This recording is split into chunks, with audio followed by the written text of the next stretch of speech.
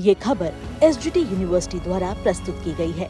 मैं एक elected representative हूँ बार काउंसिल ऑफ इंडिया में। मैं कोई सिलेक्टेड नहीं हूँ, नॉमिनेटेड नहीं हूँ। इक्के दुक्के लोग अगर कुछ निराधार बेसलेस बात कर रहे हैं तो उसका कोई वजह नहीं है।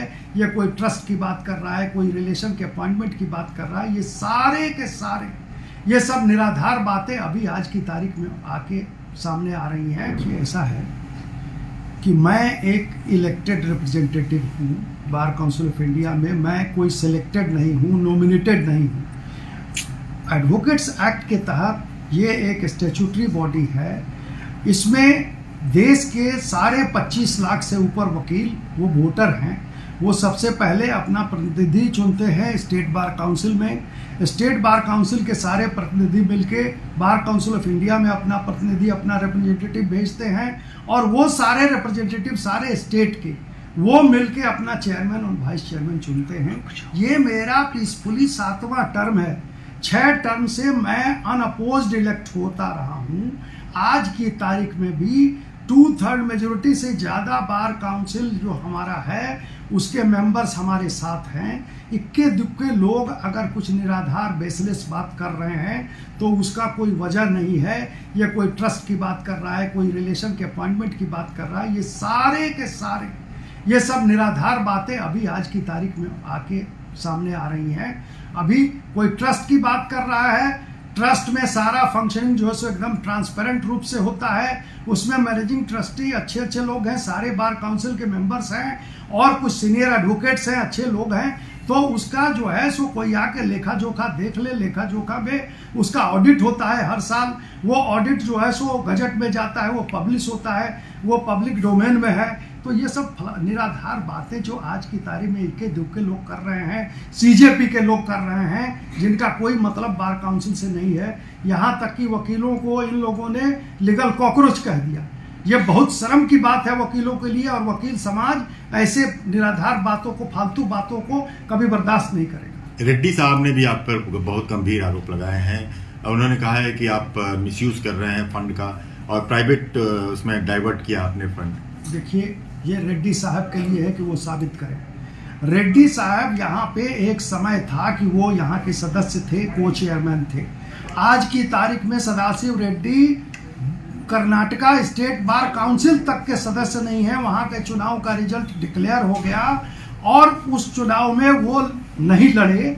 वो आज की तारीख में कर्नाटका स्टेट बार काउंसिल के भी सदस्य नहीं रहे। तो इसलिए अभी रेड्डी को कोई मुंह नहीं बनता है। लेकिन रेड्डी ने जो भी आरोप लगाया है वो पर्सनली पॉलिटिकली मोटिवेटेड आरोप है। वो दूसरे पार्टी से बिलोंग करते हैं, बीजेपी के विरोध में हैं, हमारे विरोध में शुरू से रहते थे। यहाँ भी जब तक मेंबर रहे तब तक उन्होंने मेरा विरोध किया जितना उनसे बन पड़ा। और आज की तारीख में बाहर होने के बाद भी बार काउंसिल से ये सब अनाप शनाप ये बकवास कर रहे हैं। तो पॉलिटिकली और बार काउंसिल के फोरम पे सदाशिव रेड्डी जैसे इक्के दुक्के और भी सदस्य अगर रहे हैं, लेकिन 2/3 से ज़्यादा मेजोरिटी हमारे पक्ष में है। आज भी हम लोगों ने फिजिकल मीटिंग अपनी की है और बहुत से बिजनेस ट्रांजैक्ट किए हैं। तो ये रेड्डी जो अनाप शनाप बयान दे रहे हैं कि कोई प्राइवेट अति हो गया, वो आके साबित करें। अगर वो साबित कर देंगे तो मैं बाहर हूँ।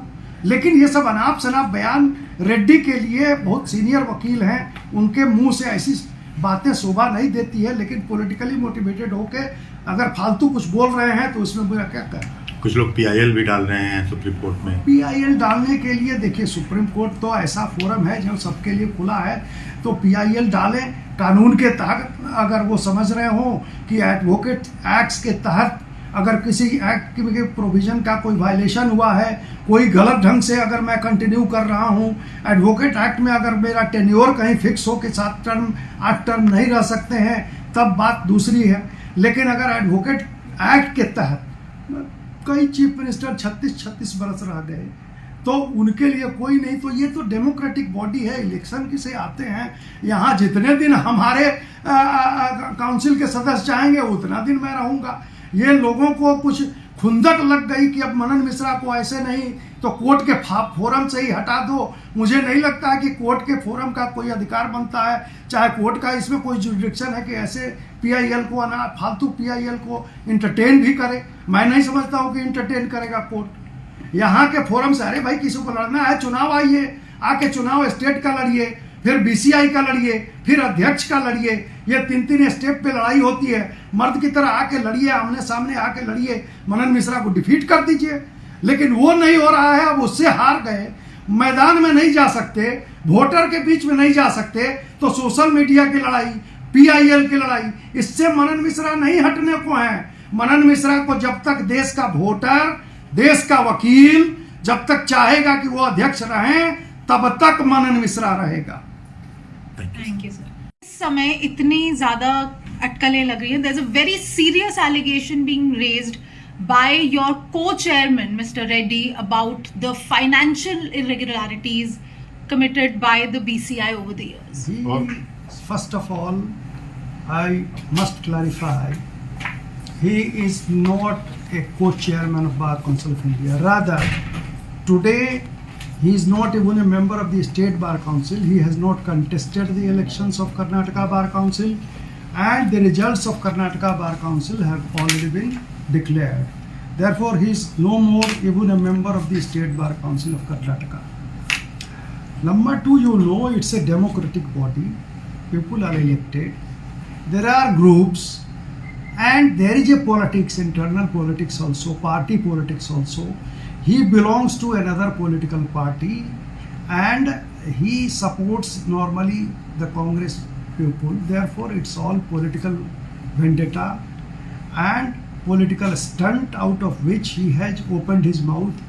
He has been the member of the Bar Council of India for last about 8.5 years. But throughout 8.5 years he has never opened his mouth. Now he is talking something about the trust of which he himself is a trustee. Therefore, all these bakwas, all these baseless allegations leveled by this Mr. Sadasiv Reddy has no meaning at all. He has no concern with Bar Council of India today. He is not a co-chairman. He is not even a member of the State Bar Council. And this is because of personal bias, political bias. Therefore, it should not be taken note of. Sir, do you see his statement as defamatory that is released against you? See, in a political scene and in a political circle, you know, many things defamatory or against you, you are to tolerate. Therefore, he has been a member of the Bar Council of India. He has been a colleague for last 8.5 years almost. Therefore, and in the times of trouble, I have helped him also. Once upon a time, he was removed by the Karnataka Bar Council. A no confidence motion was passed by Karnataka Bar Council, and it was placed before the Bar Council of India. But I was the man, I was the chairman who defended him. I said that no, in such a manner he should not be removed, and I defended him. But this is... So one more thing. Do you see his statement that would affect the integrity of BCI? Not at all. Not at all. Not at all. Nobody takes notice of it. Just now, only 15 minutes back, the Bar Council of India members, we have held our physical meeting. All the members are standing with solidarity with me, and the Bar Council of India is still a very strong institution. It will be a very strong institution in future also. Therefore, a man like Sadasiv Reddy or ABCD, whatever they may say,